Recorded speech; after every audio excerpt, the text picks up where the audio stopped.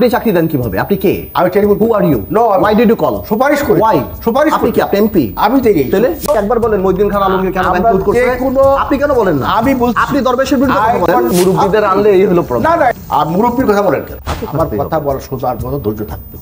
আমি শুধু আপনার কাছ থেকে শিখবো না, আমার কাছ থেকে শিখতে হবে। কারণ আপনি যদি একটা 20,000 যুব সমাবেশ দাঁড়িয়ে বক্তৃতা করেন, তখন মানুষ বলবে যে আপনি যুবকদেরকে টানতে পেরেছেন। কি আপনি কেন টানতে পারছেন?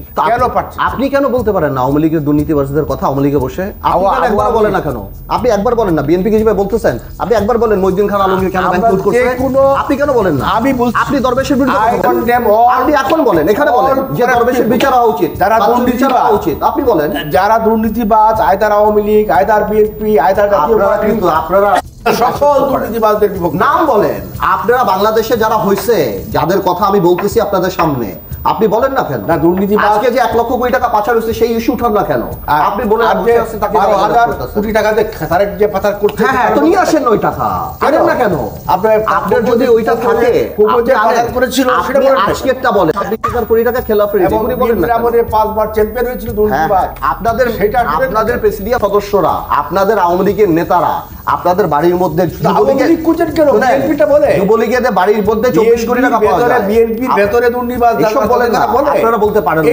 একটা কথা ছিল যে আওয়ামী মানে বিএনপি মার্কেটে নাই, বিএনপি নাই, এবং আলাপটা এরকমই হচ্ছিল অনেক জায়গাতে। আমরা শুনি আর কি বিভিন্ন জায়গাতে যে ওই বিএনপিকে 50টা সিট দিয়ে দাও, 60টা সিট দিয়ে দাও, 70টা সিট দিয়ে দাও।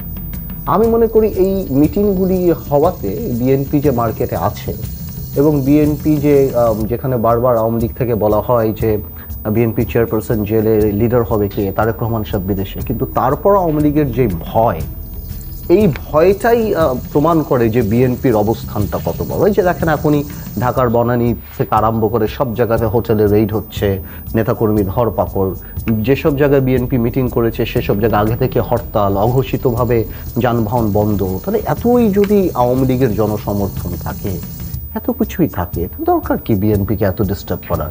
খুলে দেন না, বিএনপির মতো মিটিং করুন। আপনি বিএনপিকে আমি বিএনপির কথা বলতেছি, আমি তো বলতেছি আমি তো আপনাকে বলতেছি যে আপনি জেপির চেয়ারম্যান হলে, এই যে আমি এখন বলি I can handle it, no problem. Let me handle it. আমাকে যদি কেউ বলে I'll handle it. আমার কথাটা হলো কাদের সিদ্দিকী যে কথাটা বলে গেছে যে হ্যাঁ বিএনপি আসলে আগামীতে আরো দুর্নীতি হবে। উনার ডেমোক্রেসি উনি বলতেই পারে। এই সিস্টেম যদি চেঞ্জ না হয়, আপনি কোনোভাবেও কোনো দলকে ক্ষমতায় এনে রাতারাতি এটা পরিবর্তন করতে পারবেন না, because the system has been corrupted. আপনারা ডিএনএ টেস্ট করে বাপদাদা 14 মানে জেনারেশন দেখে তারপর 8 লক্ষ টাকা ঘুষ নিয়ে আপনারা পুলিশে চাকরি দেয় গ্রামে, সেখানে ইউনিয়নের চেয়ারম্যান, মেম্বার, আওয়ামী লীগের সভাপতির সার্টিফিকেট সবকিছু দেখে তারপর আপনি প্রোটেস্ট করতে পারেন। আমি আবার ক্লেম করে গেলাম। শুনে